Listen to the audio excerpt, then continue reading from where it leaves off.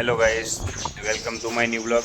આજનો વિડીયો બહુ જ ખાસ એટલા માટે થવાનો છે કે જે લોકો નવા શ્વાસ કે જે લોકો હજુ ઘોડા વિશે ઇન્ટરેસ્ટ રાખે છે અને હજુ પરચેસ નથી કર્યો એ લોકો માટે એક બહુ જ ખાસ વિડીયો છે.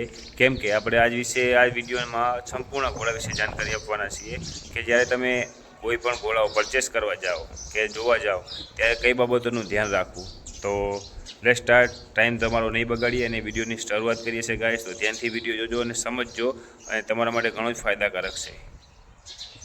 ગાઈસ, આ છે સિંધી પ્યોર ઘોડી છે. તમે એના કાન જોઈ શકો છો ગાઈસ.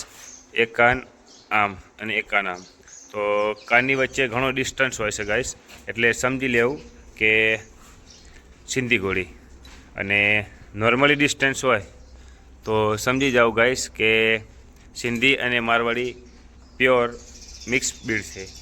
અને કાનની અંદર જે તમે જોઈ શકો છો, આ ઘોડીના જે કાન છે આ સિંધી ઘોડી છે.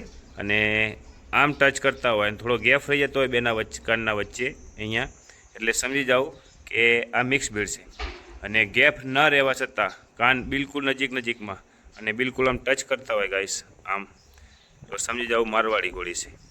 મારવાડી ઘોડીની નસલમાં ગાઈસ હંમેશા એનો ગરદનનો જે ભાગ હોય છે, જેમ કે આપણે સિનોનો ગરદનનો ભાગ છે અહીંયા, આ ગરદનનો ભાગ પતલો હોય છે, એ પ્રમાણે અહીંયાનો ભાગ ચોળો હોય છે. અને એની ગરદન છે સ્ટ્રેટ નથી હોતી, એની ગરદન ઊંચી હોય છે.